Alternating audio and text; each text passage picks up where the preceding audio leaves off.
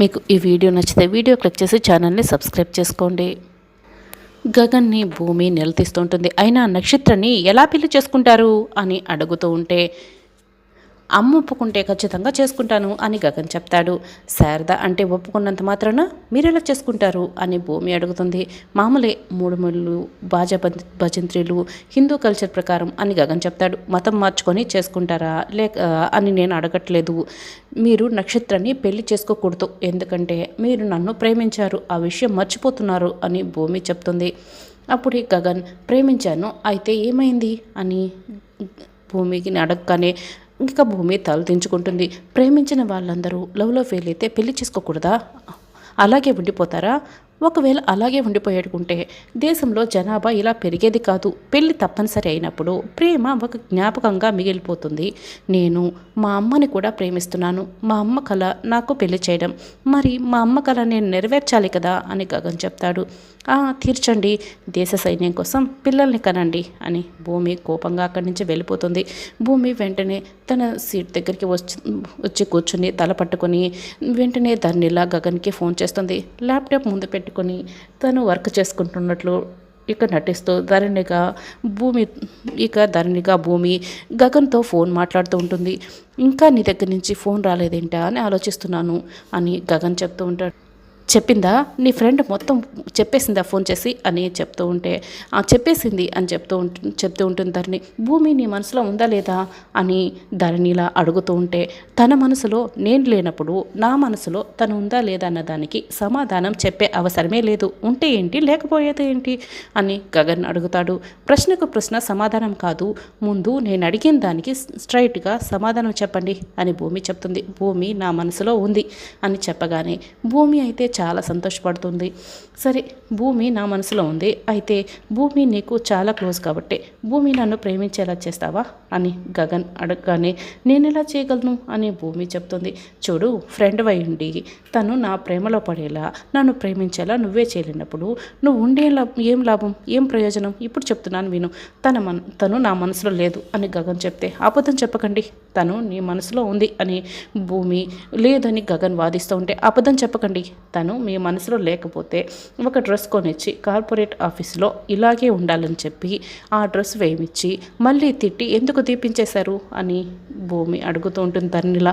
తనకి ఆ dress set అవ్వలేదు అని గగన్ చెప్తాడు. అబద్ధం చెప్పకండి, తనకి ఆ డ్రెస్ బాగా సెట్ అయింది కాబట్టి తనతో పాటు మీరు బయటికి వెళ్ళారు, తనతో మీరు బయటికి తీసుకువెళ్ళి తనని ఎవరో అక్కడ అసభ్యంగా మాట్లాడారని చెప్పి మీరు ఉడికిపోయి మళ్ళీ వచ్చిన తర్వాత తిట్టి ఆ డ్రెస్ తీపిచ్చేశారు. ఇలాగ అన్నీ చేస్తున్నారంటే తను మీ మనసులో ఉందని అర్థం. మళ్ళీ ఎందుకు అబద్ధాలు చెప్తున్నారు అని భూమి అడుగుతుంది. అంత పెద్ద కాంట్రాక్ట్ని మీరు వదిలేసుకున్నారంటే తనపై ఉన్న ప్రేమతోనే కదా. తనపై మీ ప్రేమ అలాగే ఉన్నప్పుడు ఆ ప్రేమ కోసం వెయిట్ చేయాలి, అంతేకాని మనసులో తన్న పెట్టుకొని నక్షత్రాన్ని పెళ్లి చేసుకోవటం కాదు అని భూమి ఫోన్ కట్ చేస్తుంది. ఇక బామ్మ, కృష్ణప్రసాద్, మీరా, చరణ్ అందరూ కూడా కూర్చొని ఇందుకోసం చాలా బాధపడుతూ ఉంటారు. అత్తయ్య ఇలా మారిపోయి ఇలా చేస్తుందని అస్సలు అనుకోలేదు అని చరణ్ అంటే, అసలు ఆ పూర్వ గారు ఎలాంటి వారో నాకు చాలా బాగా తెలుసు, ఆ రోజు శోభాచంద్ర గారిని చంపేసినప్పుడే నాకు తెలుసు అని కృష్ణప్రసాద్ చెప్తే, ఏంటి నాన్న ఏం మాట్లాడుతున్నావు, శోభాచంద్ర గారిని అత్తయ్య చంపడం ఏంటి అని చరణ్ ఇంకా ప్రశ్నిస్తూ ఉంటాడు. అంటే చనిపోయిన రోజు అని మాట్లాడిపోయి ఇందు బాధలో ఏదో నోరు స్లిప్ అయ్యి ఇలా మాట్లాడేనలే చెర్రి, అపూర్వ గారు ఏది చెప్పింది చేయరని నాకు ఎప్పటి నుంచో తెలుసు అని కృష్ణప్రసాద్ చెప్తాడు. సరే నాన్న, అత్తయ్య అంటే మారిపోయింది, మామయ్య కూడా హఠాత్తుగా అలా మారిపోడు కదా, జరిగిన విషయం మొత్తం చెప్పేసి ఇందుకి డబ్బులు ఇవ్వమని చెప్తాం అని చరణ్ అంటాడు. చెరి, నువ్వు జరిగిందంతా అంటే అపూర్వ గారు ఇలా చేశారని నువ్వు మీ మామయ్యకి స్ట్రైట్గా వెళ్ళి చెప్తే ఆయన అసలు నమ్మరు, డబ్బులు కూడా ఇవ్వరు అని కృష్ణప్రసాద్ అంటాడు. మరి ఎలాగండి అని మీరా బాధపడుతూ ఉంటుంది. నేను కదా వారం రోజులు గడువు తీసుకొచ్చాను మామయ్యని, ఏది ఏమైనా నేను అడుగుతాను అని చరణ్ అడుగుతాడు. అందరూ ఇలాగే మాట్లాడతారు, అన్నయ్య ముందుకొచ్చి ఒక్కరు కూడా నోరు విప్పరు అని మీరా బాధపడుతూ ఉంటే, ఈసారి నేనైనా సరే అడిగి తీరుతాను అని బామ్మ చెప్తుంది. అవసరం లేదు, నేనే అడిగి తీరుతాను అని చరణ్ అంటాడు. కానీ ఇందుని అక్కడ వాళ్ళు ఎన్ని కష్టాలు పెడుతున్నారో అని మీరా బాధపడుతూ ఉంటుంది.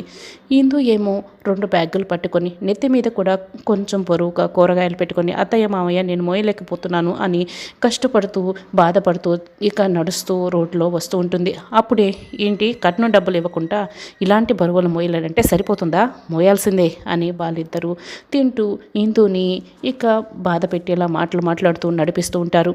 అప్పుడే గగన్ అదే రోడ్లో వెళ్తూ ఉంటారు. ఇందుని అలా చూసి కోపంతో వెంటనే చాలా స్పీడ్గా సౌందర్య వెంకటేష్ మీదకి కారు ఎక్కించేదానికి వచ్చేస్తాడు. సడన్ బ్రేక్ వేస్తాడు, ఆపేస్తాడు.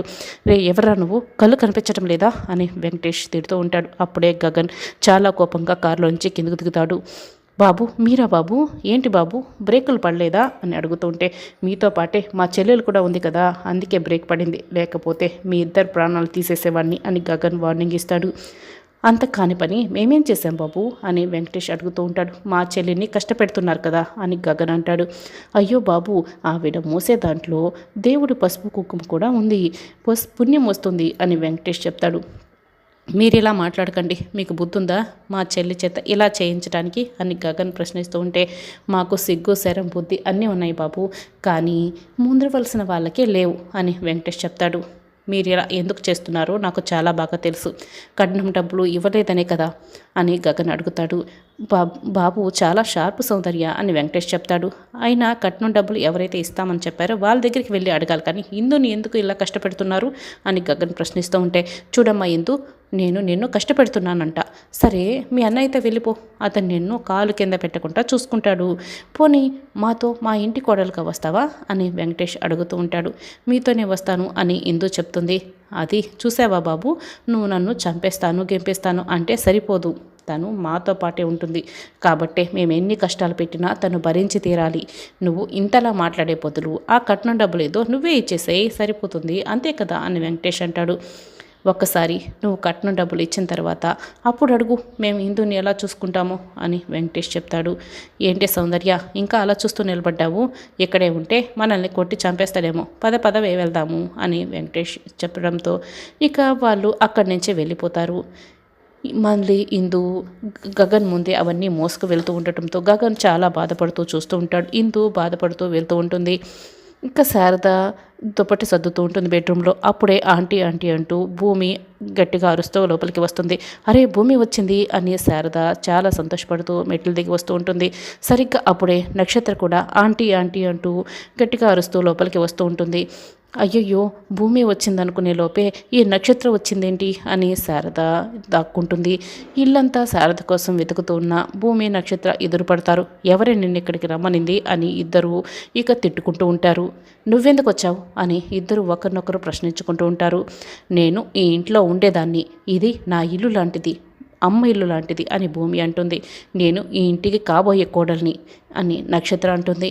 నువ్వు కోడలివి కాదువి, తోడేలివి అని భూమి చెప్తుంది. నేనేంటి తోడేల్ని, శారద అత్తయ్యని ఈ పెళ్ళికి ఒప్పుకుంది, నా చేతి కమ్మటి కాఫీ తాగి ఈ ఇంటి కోడలు చేసుకుంటానని మాటిచ్చిందే అని నక్షత్ర చెప్తుంది. కోడలు కాదు, ఈ ఇంట్లో పెంచుకునే కోడిగా కూడా నువ్వు పనికిరావు అని భూమి చెప్తుంది. నేను అత్తయ్యతోనే ఒప్పిస్తానే, అప్పుడేం చేస్తావే అని నక్షత్ర చెప్తుంది. నేలకేసి కొట్టి కాళ్ళల్లోకి విసిరి పడేస్తాను అని భూమి చెప్తుంది. నువ్వు శారద ఆంటీని బ్లాక్మెయిల్ చేసో ఏదో ఒకటి మాయ మాటలు చెప్పో ఒప్పించుంటావే అని భూమి చెప్తుంది. అత్తయ్యతో చిరునవ్వుతో నవ్వుతూ ఆ మాట మాట్లాడుతుంది. నీ ముందరే చెప్పిస్తాను చూడు, అప్పుడు నీ సంగతి నేను చెప్తాను, నిన్ను కాళ్ళలోకి విసిరేస్తాను అని నక్షత్ర చెప్తుంది. భూమి ఈ నక్షత్ర ఇద్దరు కూడా ఇల్లంతా కూడా శారద కోసం వెతుకుతూ ఉంటారు. శారద దగ్గరికి కూడా వెళ్తారు. ఎందుకే నువ్వు నన్ను ఫాలో అవుతున్నావు అని భూమి అంటే, నేను నిన్నేం ఫాలో అవ్వట్లేదే, ముందు నేను అత్తయ్యని వెతుకుతున్నాను అని నక్షత్ర చెప్తుంది. ఇద్దరు కూడా అన్ని చోట్ల వెతుకుతూ ఉంటారు. శారద అయితే కట్టం చట్టం దాక్కుంటుంది, వాళ్ళకి కనపడదు. ఇద్దరు హాల్లోకి వస్తారు. ఏంటే మా అత్తయ్యని ఏం చేసావే, నువ్వే కదా నాకంటే ముందు వచ్చావు, అత్తయ్యని నువ్వే ఏదో చేసుంటావే అని నక్షత్ర చెప్తుంది. లేదే నువ్వే ఏదో చేసుంటావు అని భూమి చెప్తుంది. సరే ఆంటీ మనసు నీకంటే బాగా నాకే తెలుసు, ఎవరికి ఎక్కువ తెలుసో నేను ఇప్పుడే నిరూపిస్తాను, ఒక టెస్ట్ పెట్టుకుందాం అని భూమి చెప్తుంది. ఓడిపోయినోళ్ళు మూసుకొని ఇంట్లో నుంచి వెళ్ళిపోవాలి, ఓకేనా ఛాలెంజా అని భూమి చెప్తే, ఓకే ఛాలెంజ్ అని నక్షత్ర చెప్తుంది.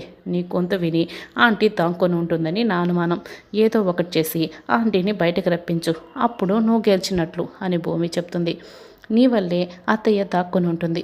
ఇప్పుడు అయినా సరే నేను రప్పిస్తాను చూస్తుండు అని అత్తయ్య ఆ కొరివిదయం భూమి వెళ్ళిపోయింది. నువ్వు బయటికి వచ్చేసేయ్ అత్తయ్య అని నక్షత్ర గట్టిగా అరుస్తూ ఉంటుంది. అయ్యో భూమి వెళ్ళిపోయిందా? నువ్వే కొరివిదయ్యనివే, అనవసరంగా భూమిని పంపించేశావు, నీ వల్లే వెళ్ళిపోయి ఉంటుంది అని శారద గదిలో ఉండి బాధపడుతూ ఉంటుంది. చూసావా, నువ్వు పిలిస్తే ఆంటీ రాలేదు అని వెంటనే భూమి, అయ్యో గగన్ గారు ఏంటండి ఈ రక్తం, అయ్యయ్యో ఏమైందండి అని భూమి గట్టిగా అరుస్తుంది. అయ్యో గగన్కి ఏమైంది, ఒంటి నిండా రక్తమా అని శారద పరుగులు పెడుతూ గగన్ ఎక్కడ అని కిందకు వస్తుంది. భూమి, చూసావా, నేను పిలిస్తేనే ఆంటీ వచ్చింది అని భూమి, లేదే నువ్వు పిలవలేదే, నేను పిలవగానే అత్తయ్య స్టార్ట్ అయిపోయారు, ఇప్పుడు వచ్చారు అని నక్షత్ర ఇక భూమి ఇద్దరు కూడా గొడవ పడతారు. నువ్వు మాయలేడివని భూమి, ఇక నువ్వు శూర్పణఖవని భూమి, నక్షత్ర ఇద్దరు కూడా ఒకరినొకరు తిట్టుకుంటూ కొట్టుకుంటూ ఉంటారు. చెప్పండి ఆంటీ, నేను మీ ఇంటి కొడలని చెప్పండి ఆంటీ అని ఇద్దరు ఒకరొకరు శారదని అడుగుతూ ఉంటే ఇక శారద అక్కడి నుంచి పారిపోతుంది. బయటికి రాగానే పూర్ణి కాలేజీ నుంచి ఇంటికి వస్తుంది. ఏమైందమ్మా, ఎందుకు బయట ఉన్నావు, ఎందుకు ఇలా ఇక్కడ నిలబడి ఉన్నావు అని ఇక పూర్ణి అడుగుతూ ఉంటే ఈ నక్షత్ర భూమి ఇద్దరు ఈ ఇంటి కోడలు నేనని ఇద్దరు గొడవ పడుతున్నారు. ఇప్పుడు మనం మధ్యలో వెళ్ళామంటే మన పని పూర్తిగా అయిపోతుంది. కాబట్టే వాళ్ళు గొడవ పడి ఇక్కడి నుంచి వెళ్ళిన తర్వాత మనం వెళ్దాం రారా అని పూర్ణి చేపట్టుకొని బయటికి పరిగెడుతూ ఉంటుంది.